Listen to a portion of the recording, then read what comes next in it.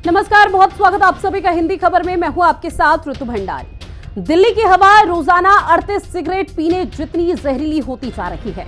4 महानगर दिल्ली, उत्तर प्रदेश, हरियाणा, राजस्थान का air quality index सबसे खराब स्तर पर पहुंच चुका है। सुप्रीम कोर्ट अब पूरी तरह से सख्त है, फिर भी हर साल का वही हाल है। अब दिल्ली की राजधानी होने पर भी सवाल उठने लगे हैं। जब अंग्रेज हुआ करते थे तब राजधानी कोलकाता हुआ करती थी। अब जहरीली दिल्ली क्यों बन रहे हैं राजधानी? वही पिछले 10 सालों से दिल्ली में बीजेपी शासन हुआ करता था, फिर भी बीजेपी क्यों नहीं कुछ कर पाई? क्या दोषारोपण से लोगों को स्वच्छ सांसें मिल पाएगी? सवाल तो अब ये उठने लगा है कि आखिर क्या केंद्र नहीं जहरीली सांसों की दोषी? जिस तरह से यहाँ पर राज्य सरकार पर पूरा थोपड़ा फोड़ दिया जाता है, तो क्या उसके बाद सवाल ये नहीं उठना चाहिए कि केंद्र सरकार का क्या हस्तक्षेप इस पूरे मामले पर होना चाहिए?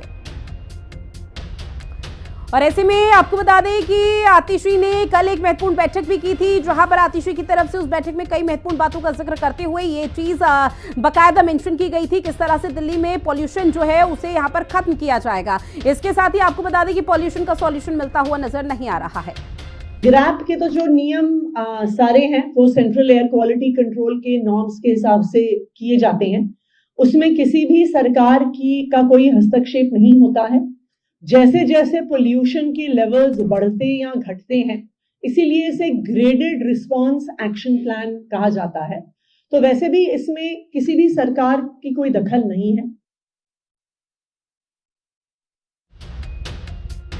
दिल्ली की मुख्यमंत्री और दिल्ली की मुख्यमंत्री का सीधे तौर पर कहना कि इस पूरे मामले को लेकर निश्चित तौर पर सियासत नहीं होनी चाहिए, बेहद गंभीर मुद्दा है और इस पूरे मामले को लेकर बीजेपी जिस तरह से राजनीति कर रही है वो दुर्भाग्य है। सुप्रीम कोर्ट भी इस पूरे मामले पर सख्त हुआ, जहां सुप्रीम कोर्ट का आदेश था कि हाईवे पुल निर्माण का काम रोकने पर विचार किया जाए। साथ ही ये भी कहा गया था कि 12वीं तक की जो कक्षा है उन्हें बंद करने का एक बड़ा फैसला हो, ताकि बच्चों को किसी भी तरह की परेशानी का सामना ना करना पड़े। दफ्तरों में 50% कर्मचारियों के साथ यहाँ पर काम करने का जो सुझाव है वो दिया गया था। पराली जलाने की घटनाओं पर सैटेलाइट के जरिए निगरानी रखी जा रही है। हाईवे पुल निर्माण का काम रोकने पर विचार हो, ये सुप्रीम कोर्ट का आदेश था, क्योंकि सुप्रीम कोर्ट इस पूरे मामले को लेकर सख्त हो चुका है और सुप्रीम कोर्ट की तरफ से कहा जा रहा है कि लोगों के जनजीवन के साथ एक बहुत बड़ा खिलवाड़ हो रहा है। ऐसे में 12वीं तक की कक्षाओं को बंद करने पर फैसला हो, इस तरह की बात की गई थी। साथ ही यह भी कहा गया था कि कर्मचारियों के साथ काम पर विचार किया जाए। तकरीबन 50% कर्मचारी ही यहां पर मौके पर रहे। वहीं बेहिसाब प्रदूषण स्कूल बंद है, जहां दिल्ली, नोएडा, गाजियाबाद कक्षा 12 तक ऑनलाइन पढ़ाई होगी। गुरुग्राम, फरीदाबाद, मेरठ में भी यही स्थिति, क्योंकि ये वो जिले हैं, ये वो इलाके हैं जहां पर फिलहाल जो स्थिति है वो बद से बदतर हो चुकी है और प्रदूषण को लेकर लगातार ये कोशिश की जा रही है किसी तरह से रोकथाम हो सके, लेकिन फिलहाल हाथ यहाँ पर खाली नजर आ रहे हैं, क्योंकि जब प्रदूषण बेहिसाब पहुंच चुका है, बद से बदतर श्रेणी में दर्ज किया जा रहा है, तो जाहिर सी बात है कि ऑनलाइन क्लासेस यहाँ पर शुरू होनी ही थी, क्योंकि ग्राफ 4 भी लागू हो चुका है और ग्राफ 4 की स्थिति तब यहां पर आती है जब बहुत खराब श्रेणी में दर्ज किया जाता है।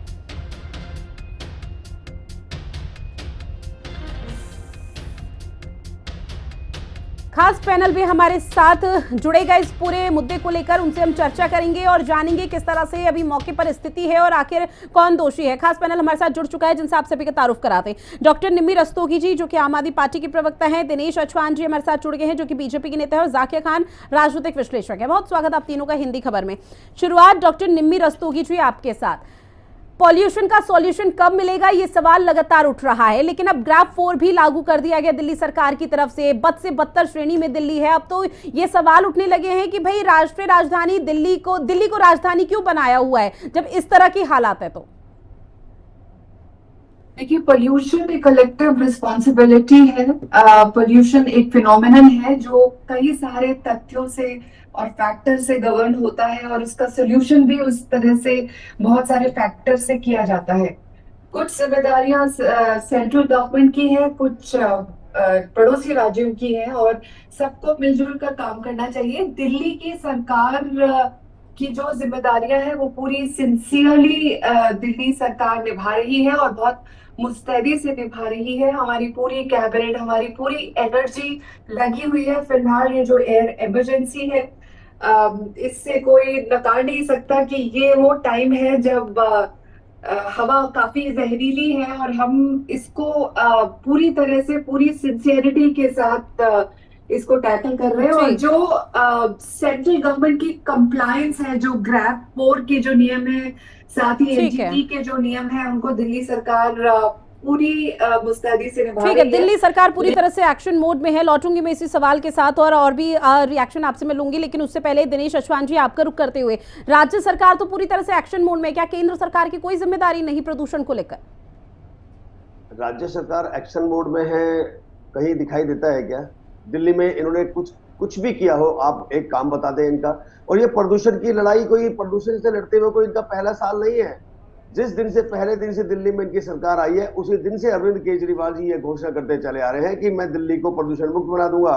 लेकिन उनके ही कार्यकाल के अंदर दिल्ली प्रदूषण से इतनी ग्रसित हो गई है कि वो गैस चेंबर बन गई है। दिल्ली के बच्चे और जवान बूढ़े सबको सांस लेने में दुर्भर है। दमा के जो मरीज है वो अपनी जान दे रहे हैं। और इन सब ये जान नहीं जा रही है उनकी, इनकी जिम्मेदारी, इनकी मौत की जिम्मेदारी अरविंद केजरीवाल के ऊपर है, आम आदमी पार्टी की सरकार के ऊपर है, आतिशी के ऊपर है।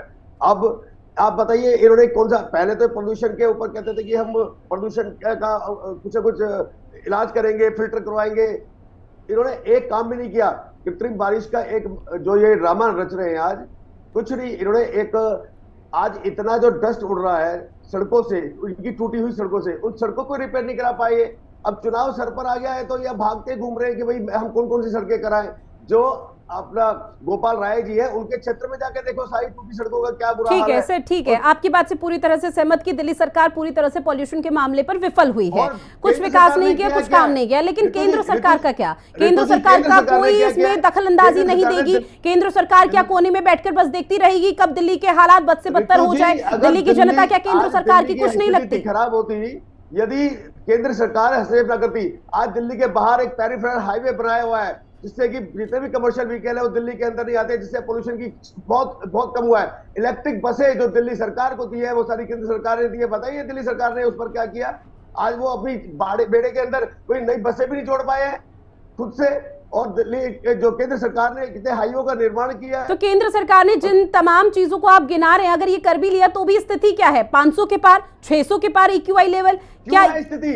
जो ये पंजाब को चैलेंज करते थे रितु जी, मैं पूछना चाहता हूं कि अब तो पंजाब की सरकार इनके हाथ में है। मैं खुद अभी 3 दिन पहले पंजाब होके आया, किसी शादी में गया था, तो वहां पर मैंने लोगों से पूछा, क्योंकि वहां भी पोल्यूशन बहुत अधिक था, तो मैंने पूछा भाई क्या स्थिति है? कहते हैं कि ये पराली हमारे यहाँ जलती है, इसका कोई इलाज हमारे पास नहीं है, अगर हम इसका इलाज करते हैं तो बड़ा महंगा पड़ता है। और हमारे कोई राज्य सरकार है हमारी। ठीक है, लौट रही हूँ। साकिब खान जी आपका रुख करते हुए, पॉल्यूशन का आखिर सॉल्यूशन कब होगा, ये सवाल मैम हर साल पूछा जाता है, लेकिन हर साल इस सवाल का जवाब ही नहीं मिल पाता। चाहे कितनी भी जांच कर ले, कितना भी ये सवाल पूछ ले, कितनी भी स्टडी कर ले, लेकिन अंत में वही चीज रहती है जो हर साल प्रदूषण को लेकर चीजें सामने आ पाती है, लोगों का दम घुटना शुरू हो जाता है। देखिए, जवाब तो तब मिलेगा रितु जी जब लोग चाहेंगे कि इस चीज को सफलतापूर्वक बनाएं। अगर ये सिर्फ राजनीति खेलते रहेंगे तब तो नहीं बनेगी ना, तब तो यही हाल रहेगा। अब बीजेपी पूरा अपना हाथ झाड़ लेती है, जबकि सेंट्रल में जो गवर्नमेंट रहती है उसका सबसे बड़ा योगदान रहता है किसी भी चीज को जब हाइट पे पहुंच जाए उसको रिड्यूस करने में। अब जब आम आदमी पार्टी की तरफ से एक रिक्वेस्ट जारी किया जा रहा है कि बारिश कराई जाए, और सबको पता है कि बारिश के बाद जो पॉल्यूशन का लेवल है वो ऑटोमेटिकली बहुत रिड्यूस कर जाएगा, तो क्यों नहीं कराया जा रहा है? क्या प्रॉब्लम क्या आ रही है? क्या वजह रोकी जा रही है? क्या दिल्ली वासियों की जिंदगी से बढ़कर बीजेपी को अपने ईगो है? क्या इतनी ज्यादा राजनीति बढ़ गई कि राजनीति के आगे ये किसी की जिंदगी नहीं देख रहे हैं? एक आम आदमी जो कि सड़क पे है, जो हर हाल में जिसको जाना ही जाना है, आप बच्चों को ठीक है एक टाइम पीरियड के लिए घर में बंद कर दीजिएगा, लेकिन जो कमाने वाला है वो तो बाहर निकल रहा है। क्या उसकी अगर उसकी जिंदगी दांव पे लग जाएगी तो उसके परिवार को कौन देखेगा?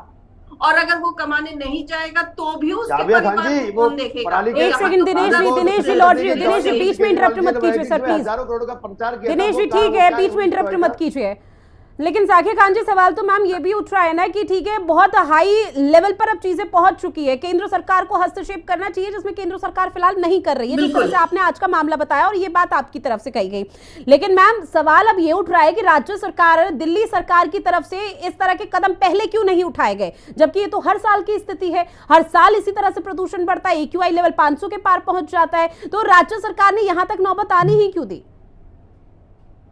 देखिए, मैं जहां तक जानती हूँ और इस पे निमी जी आपको अच्छे तरह से बयान कर पाएंगी, मुझे ये अच्छी तरह से पता है कि जब मेयर शैली थी तभी उन्होंने एक रिपोर्ट शामिल की गई थी और दी गई थी, जिसमें बज़ाब्ते ये बात रखी गई थी कि किस तरह से पराली को यूटिलाइज करके एक यहाँ पे इलेक्ट्रिसिटी तक जनरेट की जाए। उस पर कोई एक्शन नहीं हुआ, क्योंकि देखिए जब भी कोई चीज पास होती है उसमें सेंट्रल और राज्यसभा दोनों की सहमति होती है। ऐसा तो है नहीं कि सिर्फ, और उस पर से यहाँ पे तो एलजी भी है, मतलब ऐसा तो है नहीं ये पूर्ण राज्य है कि यहाँ पे सिर्फ सीएम के हाथ में सारा चीज हो। यहाँ तो सारे लोग उसमें इन्वॉल्व है।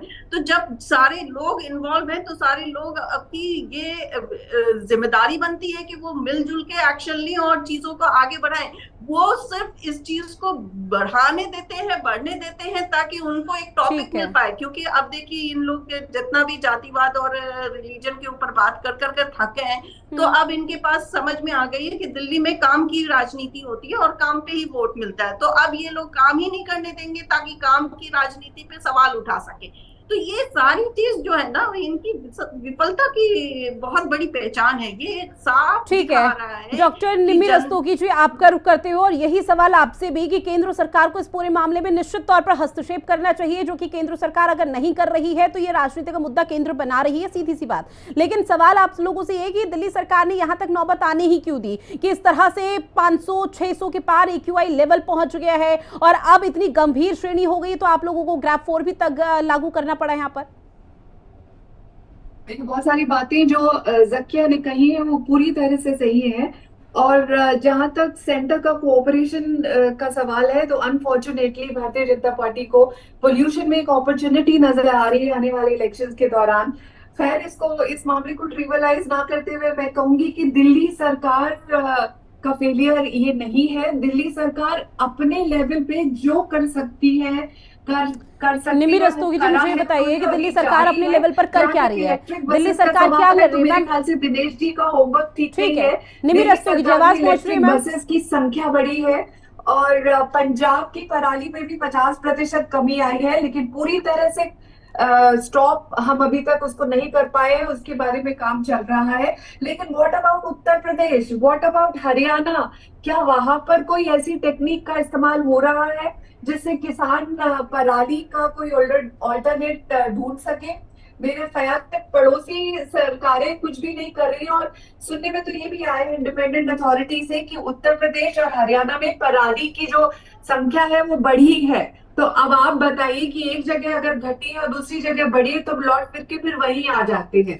ठीक है, निमी रस्तोगी जी, आवाज पहुंच रही है मैम आप तक? निमी रस्तोगी जी, आवाज पहुंच रही है मैम? चूंकि आपने जिक्र किया कि दिल्ली सरकार हर वो कदम उठा रही है जो उठाने चाहिए थे प्रदूषण को लेकर, इस पॉल्यूशन के सॉल्यूशन को लेकर, लेकिन अगर दिल्ली सरकार इतने ही उचित कदम उठा रही है तो पॉल्यूशन कम क्यों नहीं हो रहा? क्योंकि देखिए, ये आज या कल की तो बात है नहीं, हर साल यही तस्वीरें सामने आती है। तो इसके लिए तो आपको शायद साल की शुरुआत में ही यहाँ पर पहले से एक रिपोर्ट या फिर जो भी आप लोगों की हिरारकी है वो तैयार करनी चाहिए थी कि दिसंबर, जनवरी, नवंबर जब भी आएगा सर्दी का महीना, तो इस तरह की प्रदूषण की स्थिति ना देखने को मिल पाए।